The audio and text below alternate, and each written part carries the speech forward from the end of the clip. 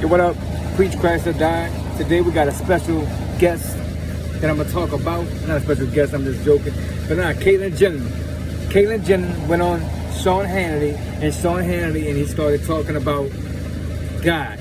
Talked about a lot of things. I think he's trying to run for governor, and he touched on the issue of God. Now look, I know Sean Hannity's supposed to be a Christian and he's a believer, and I pray that after that clip, after that interview, that Sean Hannity took him aside and tried to witness a little bit to him, because the way he was just so off, and I feel my heart goes out to the dude for real, because I can't imagine going through this situation, right? Where your mind is that cloudy, that you bent towards going towards that, but it's a sin option, just like we all have, right?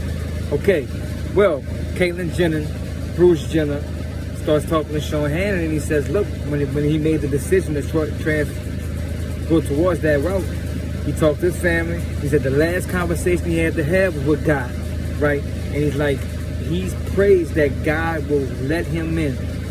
And he said that he went to talk to his pastor, and his pastor was like, look, I'm paraphrasing. He said, look, I guess had him come to the conclusion that whatever you feel you're doing good, how can God be mad at you? Because you're living out your purpose, right? You're being bold for the transgender community. So he steps out and he's like, I'm gonna be like that. I'm gonna be that example. So he thinks that God will look at that and say, you did good. Because he prays that when he finally enters the gate, approaches the gate, that God will look at him and God will say, come on in, you did good. So much wrong with that, right? First off, if you that pastor that he's talking to, shame on you, man. Shame on you, because you letting that person think that because they're being bold about their sin, which they're not even calling it sin, they're just calling it what they are. But he knows that that's not really true, because he even says that he's a mess. He's like, he hates that he has to have this battle inside of him. You know it's not natural. That's like a person that's trying to stay away from alcohol or something. You feel that battle that you tend to go towards that, right?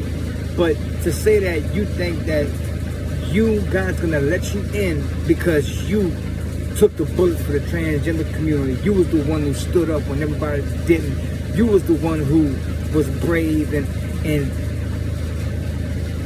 chapter and verse.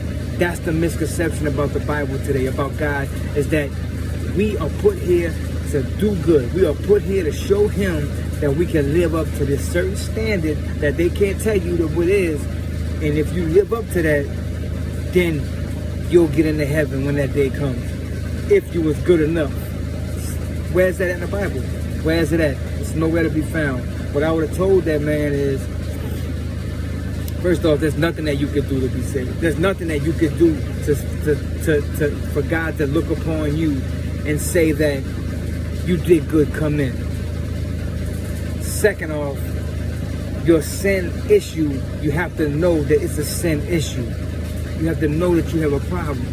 You have to know that and not go towards it. Meaning, yes, it feels good coming out, right? Yes, it feels good. But look at the lives you destroyed because you felt good coming out. Look at the people you hurt because you just had to be free and get that off your mind. That's what sin does. Because when you really reveal your heart, it shouldn't have that much pain going on towards other people, right? But that's what sin does. Sin causes pain. You see what I'm saying? When he came out and he's like, look, I'm homosexual. I don't care who's affected by it, my kids, whatever. I'm happy. That's selfishness, right? That's like an alcoholic saying, I'm alcoholic, I'm not stopping, that's who I am. And while he's doing that, his whole family is destroyed. Why? Because, yeah, he's being honest with his sin. He's letting you know. But his honesty is killing everything around him. That's what sin does. So, first off, he has to know that he has a sin issue. Second off, you have to know that you need a savior. You're not the savior. God will not look at you and say, good enough. He's going to look at you and say, what did you do with, okay, you have that sin issue. What did you do with the sacrifice that I offered you? I paid the way. Paid the way for you. What did you do with it? Did you reject it? Oh, well, you know, I was raised up like that. It don't matter how you raised. God said in his word that he puts people in places wherever they're at so they can find him there. So what's the excuse? You know down deep that you have a sin issue and that we need a savior to help us with that. And I say shame on that pastor because he didn't let him know that. He has that man thinking that if that even happened like that, that he could get to heaven by being bold and just being honest about who he is. I tell that pastor, one day you will stand in front of God, bro, and you will have to be accountable for the words that you told that man. See what I'm saying? That's why I said don't let a lot of us become preachers, because if you're not bold enough to tell a person, listen, man, you wrong. You wrong. I love you. Look, I'm cool with you. I'll be your friend. You wrong. And if you don't turn from that unbelief, if you don't turn from trusting, from trying to earn your way to heaven, earn your way to God's good graces, instead of saying, listen, Lord, I'm dead without you. Like the beggar, like the guy the two that was that was praying, one guy said, Lord, I thank you that I'm not like the other guy. And the other guy was like, Lord, please forgive me, a sinner. He couldn't even look his eyes up to heaven because he was ashamed. See, a sin for a believer, it makes us ashamed. I hate my sin. My sin makes me, I'm ashamed of it. I can't stand it. Now, do I do it? Yes. But am I proud of it? Absolutely not. I beg God that he would take away certain things. And I believe that he will. But for us to say, I am made, this is how he made me.